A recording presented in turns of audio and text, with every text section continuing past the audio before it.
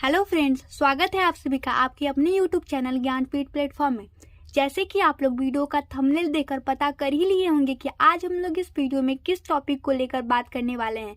तो जी हाँ, आपने बिल्कुल सही सोचा है कि आज हम लोग इस वीडियो में how to score full marks in social science के बारे में बात करने वाले हैं। और सोशल साइंस में फुल मार्क्स गेन करने के लिए कुछ ट्रिक को जानेंगे और हम लोग देखेंगे कि कैसे हम लोग क्या करके अपने सोशल साइंस एसएसटी के पेपर में पूरा फुल मार्क्स गेन कर सकते हैं। ज़्यादातर क्या होता है कि स्टूडेंट यही सोचते हैं कि एसएसटी बहुत बोरिंग सब्जेक्ट है, बहुत बेकार है, इतने लंबे लंबे आंसर होते हैं, उसके डेट्स होते हैं, नाम होते हैं, कैसे होगा। तो ऐसा सोचना भी बेकार है, क्योंकि जब मैं 10th में थी तो मुझे भी एसएसटी से बहुत डर लगता था। मुझे भी एसएसटी बहुत बोरिंग लगता था। मुझे तो बिल्कुल भी पढ़ने का मन नहीं करता था। मुझे लगता था कि मैं एसएसटी में फेल हो जाऊंगी। लेकिन ऐसा सोचना भी गलत ही था, क्योंकि एसएसटी उतना भी हार्ड सब्जेक्ट नहीं है। अगर इसको अच्छे से स्ट्रैटेजी के साथ पढ़ा जाए तो बहुत ही आसान बन जाता है। तो चलिए फिर हम लोग अपने वीडियो को स्टार्ट करते हैं। मैं आपको अपना बोर्ड का क्वेश्चन पेपर भी दिखाऊंगी कि मेरे क्वेश्चन पेपर में कैसे कैसे एसएसटी के क्वेश्चंस आए थे। तो चलिए फिर हम लोग बात करते हैं। पहले मैं आपको बता दूं कि एसएसटी के पेपर के लिए, एसएसटी में फुल मार्क्स गेन करने के लिए किस किस चीज़ का रोल होता है। तो पहला है बुक, दूसरा पीवाईक्यूज, तीसरा क्वेश्चन बैंक एंड फोर्थ जो है सैम्पल पेपर। पहले तो आप बुक से क्या करिएगा, अपने बुक्स को लीजिएगा और ऑलमोस्ट सारे टॉपिक्स को पढ़ लीजिएगा।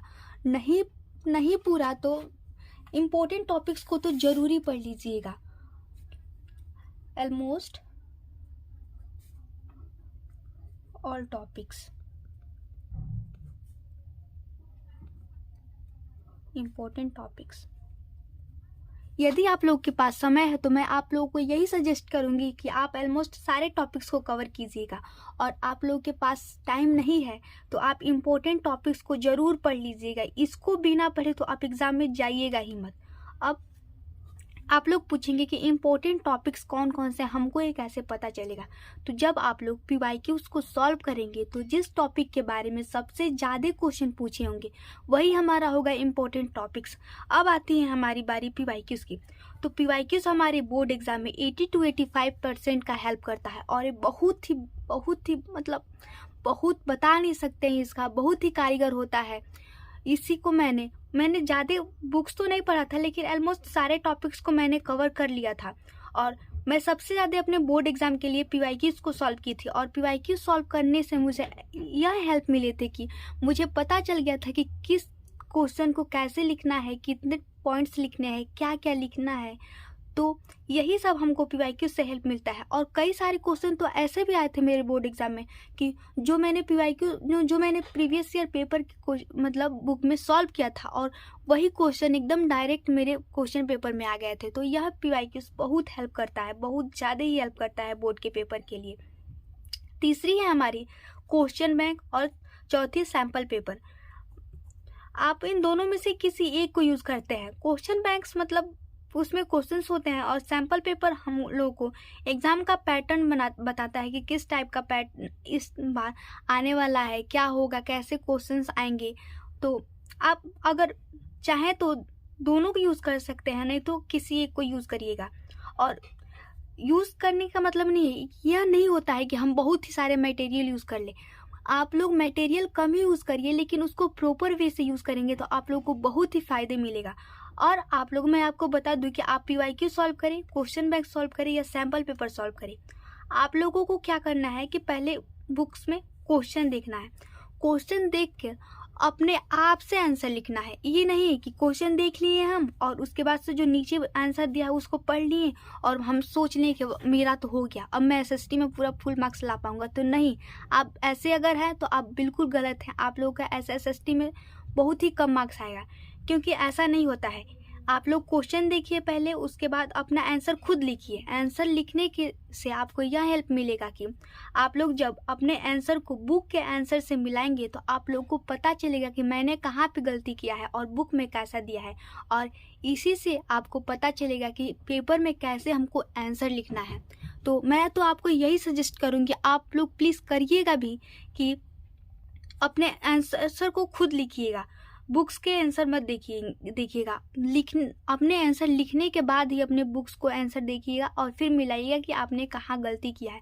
अगर आप लोग इस स्ट्रेटजी को यूज़ करके करते हैं अपनी प्रिपरेशन, तो मैं आप लोगों को पक्का गारंटी दे सकती हूँ कि आप लोगों का एसएसटी में मार्क्स बहुत ही अच्छा आएगा। और इसी को मैंने यूज़ करके यही सब मैंने फॉलो किया था और मैंने खुद अपने एसएसटी के पेपर में 97 मार्क्स गेन किया है।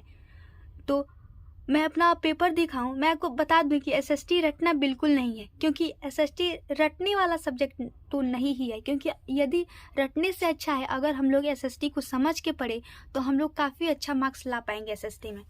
अब मैं अपना पेपर दिखाऊं तो दिखाने तो लायक नहीं है, लेकिन फिर भी मैं आपको दिखा रही हूँ। पूरा फट गया है, लेकिन ये देखिए एमसीक्यूज।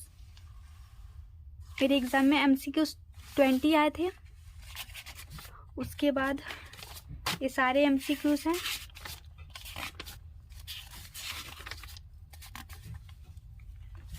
देखिए which of the following is formal source of credit. ये सारे पीवाईक्यूज मैंने सॉल्व करके गए थे खुद, और मतलब वही क्वेश्चन आ गए थे। तो मुझे तो बहुत अच्छा लगा पेपर देकर एसएसटी का।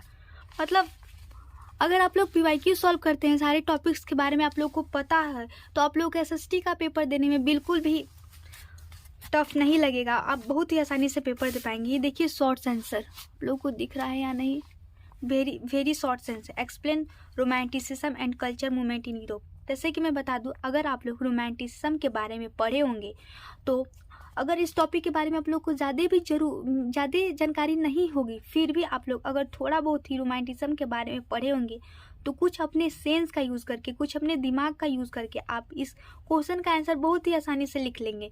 और मैंने भी कुछ ऐसे ही किया था। मैं तो रटी नहीं थी, मैं समझ के गई थी पेपर देने, और थोड़ा बहुत नॉलेज के साथ मैं अपने आंसर को अच्छे से बेहतर तरीके से लिख के और एसएसटी में मैंने अच्छा मार्क्स स्कोर किया।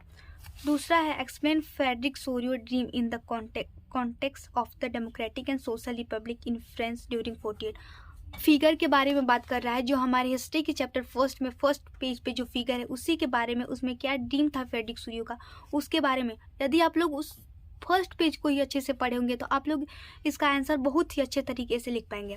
Explain in 2 features of primitive substance farming. Mention in 2 step taken by the Indian government for the women empowerment. देखिए कैसे कैसे क्वेश्चन है। यदि आप लोग को थोड़ा सा भी सबके बारे में पता हो तो आप बहुत ही अच्छे से कर पाएंगे।